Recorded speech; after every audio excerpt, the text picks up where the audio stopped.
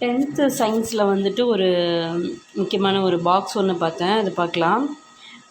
Anaemia அப்படின்றது வந்து decrease the number of erythrocytes. அதாவது எரித்ரோசைட்ஸு நம்ம உடம்புல வந்துட்டு குறைஞ்சிச்சு அப்படின்னா அனீமியா வந்துடும். ஓகேவா?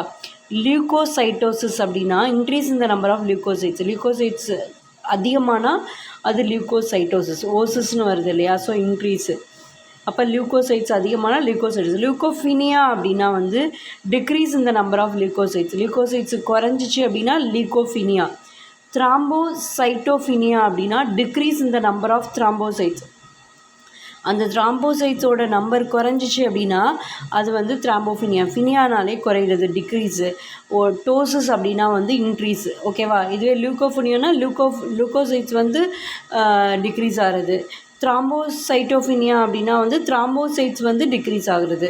இதுவே லியூகோசைட்டோசிஸ் அப்படின்னா வந்துட்டு லியூகோசைட்ஸ் வந்து இன்க்ரீஸ் ஆகுறது. அனீமியா அப்படின்னா decrease in number of erythrocytes. Anaemia அப்படின்னா என்ன அப்படின்னா decrease in number of erythrocytes. Erythrocytes decrease ஆனிச்சு அப்படின்னா வந்துட்டு அது வந்துட்டு அனீமியா அப்படின்னு சொல்கிறோம். ஓகேவா? இது வந்து முக்கியமான ஒரு இது. ஸோ அதை எடுத்து கொடுத்தேன். நெக்ஸ்ட் வீடியோவில் இதே மாதிரி நம்ம இன்னொன்று பார்க்கலாம். ஓகே, பாய்.